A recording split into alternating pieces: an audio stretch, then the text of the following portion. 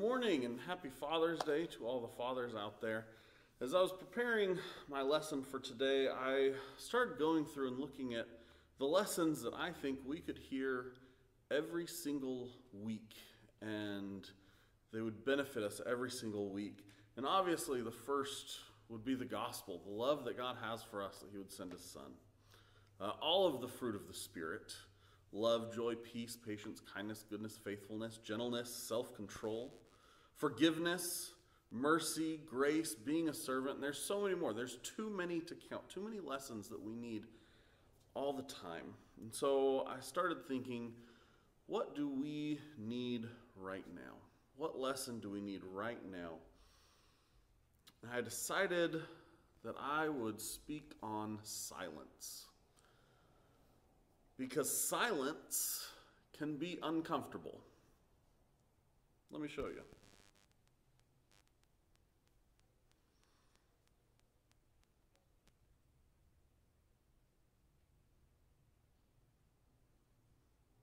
Anyone want to take a guess how long that was? How long was that silence? 9 seconds. Feels like a lot longer than just 9 seconds because silence is uncomfortable. I've read studies that say that if you go into a room and you stand up and you just stay still, in the average room across America, within 10 seconds, people will start stirring and people will start showing that they are uncomfortable within 10 seconds because we don't like silence. Lots of people sleep with noise machines because they want something going in the background. Lots of teenagers, when they're doing their homework, they will have music playing or they will have TV on in the background because they need something to fill the silence. We as a culture don't really value silence. It's hard to be silent. But you know what? Silence is necessary. You know that passage in Ecclesiastes chapter 3? It starts, "For everything there is a season and a time for every matter under heaven, a time to be born, a time to die, a time to plant, a time to pluck up what is planted, a time to kill and a time to heal, a time to break down and a time to build up, a time to weep and a time to laugh, a time to mourn and a time to dance, a time to cast away stones and a time to gather stones, a time to embrace, a time to refrain from embracing, a time to seek and a time to lose, a time to keep and a time to cast away, a time to tear and a time to sow, a time to keep silence, and a time to speak." You see, there is a time where we need to be silent. I talked about this a little bit Wednesday for our devotional because we were in James chapter 1. We'll get back there in a little bit. But silence is hard, but it is also necessary. And why is it necessary? It's necessary because words are powerful. Think about Genesis chapter 1. How did God create everything in Genesis chapter 1? He spoke the word. He said, "Let there be light," and there was light. He said, "Let the waters separate," and the waters separated. Everything God creates in Genesis chapter 1, he speaks into form, into being. He speaks his creation, and it is made.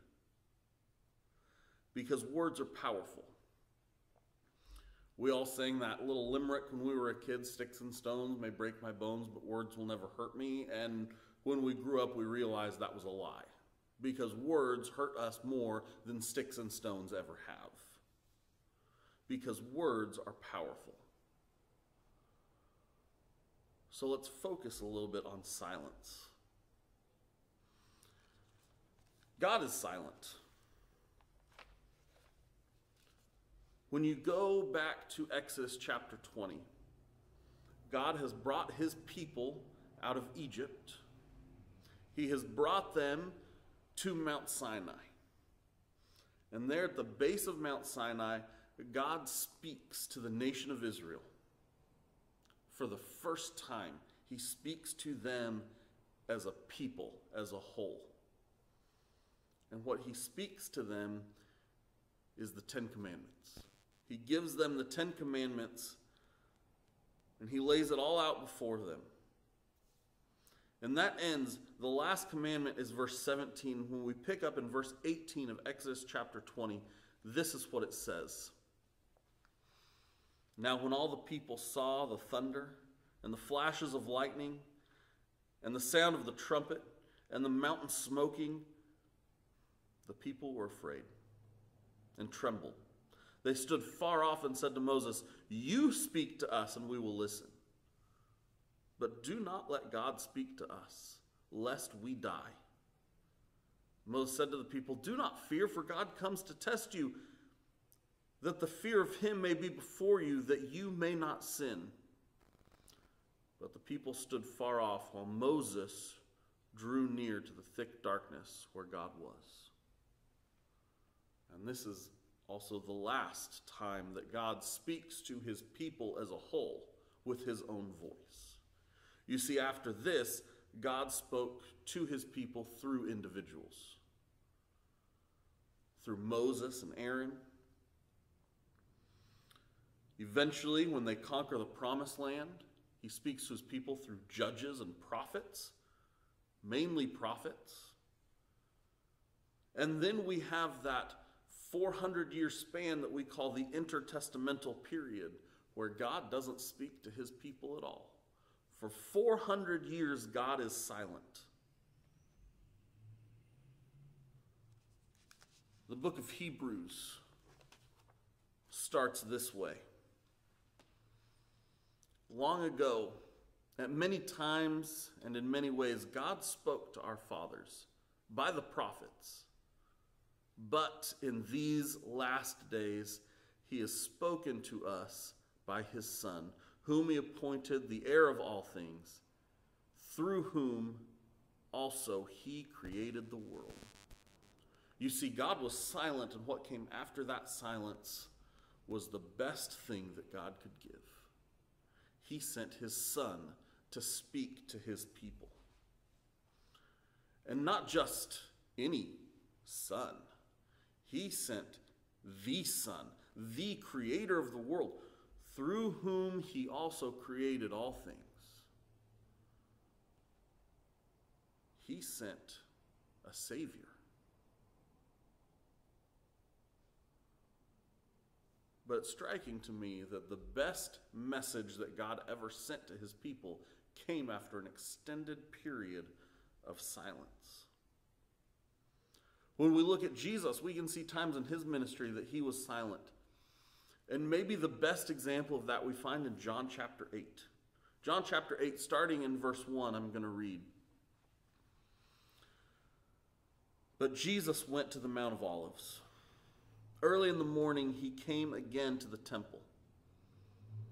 All the people came to him, and he sat down and taught them. The scribes and Pharisees brought a woman who had been caught in adultery. And placing her in the midst, they said to him, "Teacher, this woman has been caught in the act of adultery. Now in the law, Moses commanded us to stone such women. What do you say?"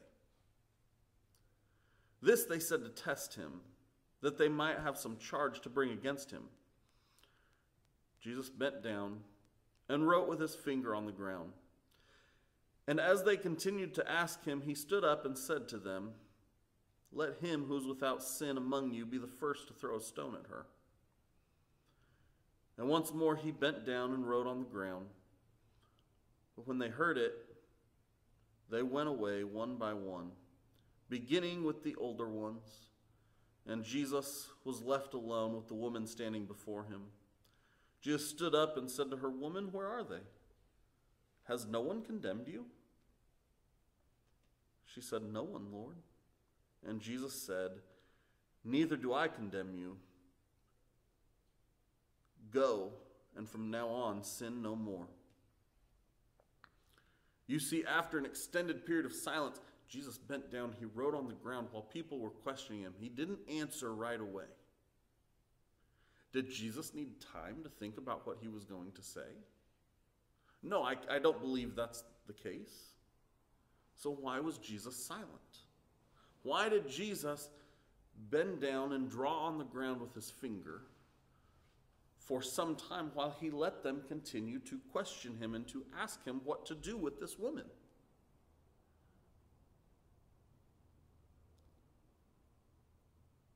I don't know all of the answers, but I believe that Jesus allowed there to be silence so that when he made his profound statement, it would be even more powerful.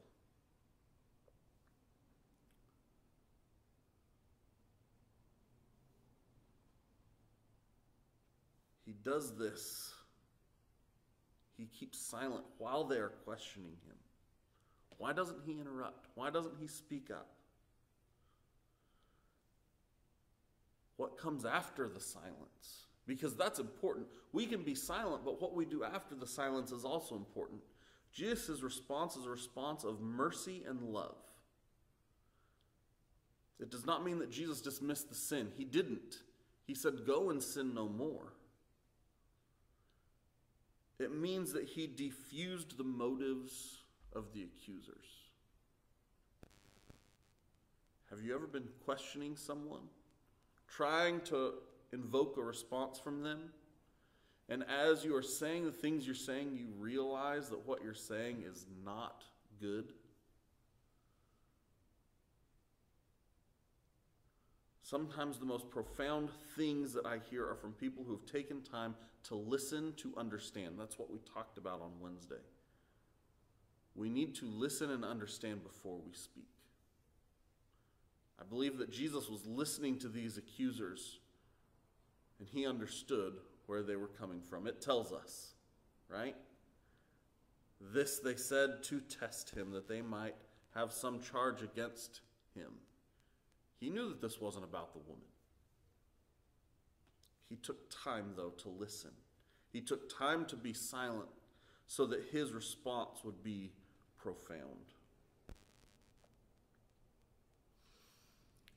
And now we catch back up to where we were on Wednesday in James chapter 1. James chapter 1, starting in verse 19. Know this, my beloved brothers. Let every person be quick to hear, slow to speak, and slow to anger. For the anger of man does not produce the righteousness of God. Therefore, put away all filthiness and rampant wickedness, and receive with meekness the implanted word, which is able to save your souls. Be quick to hear, slow to speak, slow to anger. When we are in conversation with people, we need to listen.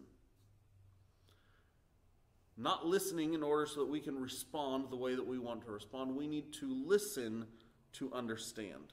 There's a difference between being silent and actually listening. Anyone with kids can tell you that people can be silent and not listen to what you are saying. Because children, especially little children, have a knack for doing this really, really well. They're silent because they know they need to be silent, but they're not listening to the words you are saying. And I say that children do this really well, but us adults do this really well also.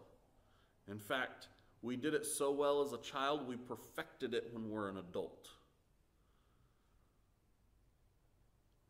Too often we listen, but we're not listening to understand. We're listening so that we can give the response that we want to give, instead of a response that comes from understanding.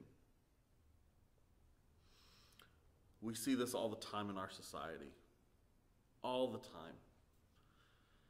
And if you pay attention to politics, you see it in politics every time you pay attention to politics. It's there. It's everywhere in our society. Because listening is a talent. Listening to understand is a talent that you have to develop and work on and work on and work on. And you will never perfect it. But you need to continue working on it. Because listening, and truly listening to understand is powerful. Because it shows someone that you care. It shows someone that what they have to say is important, and that it's important to you to understand not just what they're saying, but where they're coming from when they say it.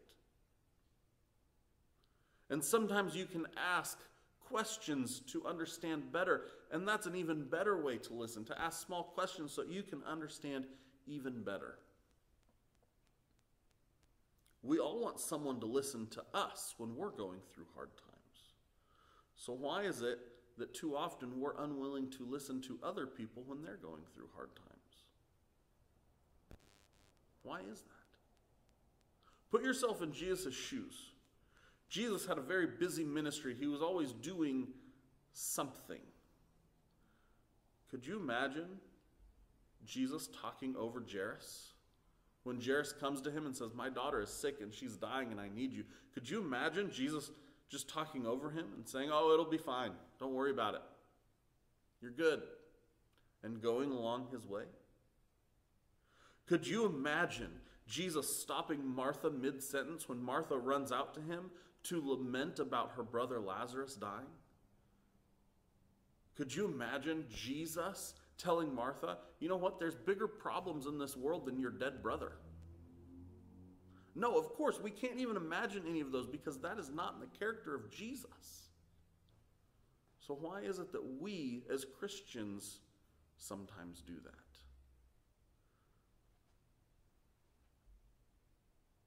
Jesus listened. I can't think of a single time in the gospel where Jesus cut someone off mid-sentence and didn't let them finish what they were saying. Jesus listened to people. So I challenge you to listen. And I challenge you to also think before you speak. And I know I've used this acronym before for think before you speak. And here it is again. What does it mean to think before you speak? Is what you are about to say, is it truthful? Is it honest? Is it inspiring? Is it necessary? And is it kind? Not or, but and. Is what you are going to say truthful, honest, inspiring, necessary, and kind? If it is not all of these things, it's probably not worth saying. We as Christians, we're called to be better than the world. We are told to be a light to the world, salt of the earth. That means that we are called to a higher standard than the world. We need to live that way. This, being silent, listening, is an area of life that we as Christians need to be better than the world at. Often when we are offended, our knee-jerk reaction is not the best response to what offends us. This is when it is important to think, to be silent for a little bit, to consider, to truly consider the proper way to respond to something. Especially when you get angry, especially when you're offended, especially when something hurts. We need to think. We need to take some time to be silent and to consider, how would Jesus respond to this situation?